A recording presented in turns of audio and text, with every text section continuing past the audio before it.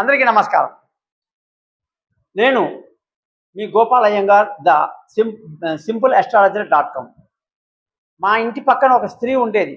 ఆవిడికి ముగ్గురు ఆడపిల్లలే, భర్తలు లేడు. ఏదో గొడవల వల్ల దూరంగా ఉన్నారు. ఆ పెద్దమ్మాయి ఇంటర్మీడియట్ ఫస్ట్ ఇయర్ చదువుతుంది. నేను అమ్మాయికి చెప్పాను, అమ్మా నువ్వు పిల్లల్ని పెంచుకోవాలి, చేసుకోవాలి, మీ అమ్మా నాన్న నీకు సహాయం చేస్తున్నారు, కానీ అలా ఎన్ని రోజులు నువ్వు మా ఆఫీస్లో పని చేయొచ్చు కదా అని కూడా చెప్పాను. ఆవిడ వచ్చింది, పని కూడా చేసింది. కొన్ని కారణాల వల్ల ఆమె యాటిట్యూడ్ నెగిటివ్గా ఉంటుంది, ఆమె మాట తీరు కఠినంగా ఉంటుంది. ఆమెకున్న కష్టాల వల్ల కావచ్చు, ముగ్గురు ఆడపిల్లల్ని ఆ ఒక్క తల్లి చూసుకోవాలి. ఆమె పెద్ద ముసలిదేం కాదు, తీరా చూస్తే మహా అయితే 40 ఏళ్ళు కూడా ఉండవు. ఆవిడ ఏదో కారణంగా జాబ్ మానేసింది.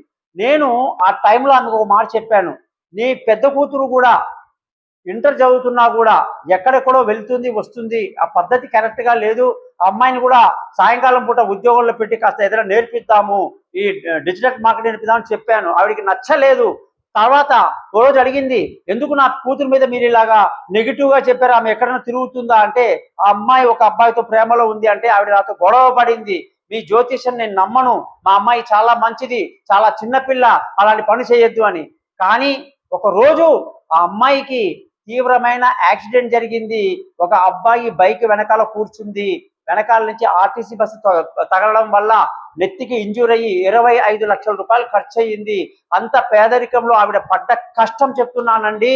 నేను ముందుగానే తెలియజేస్తాను, దశని బట్టి చెప్పాను, మీ అమ్మాయికి ఇలా జరుగుతుందని చెప్పాను, అలాగే జరిగింది.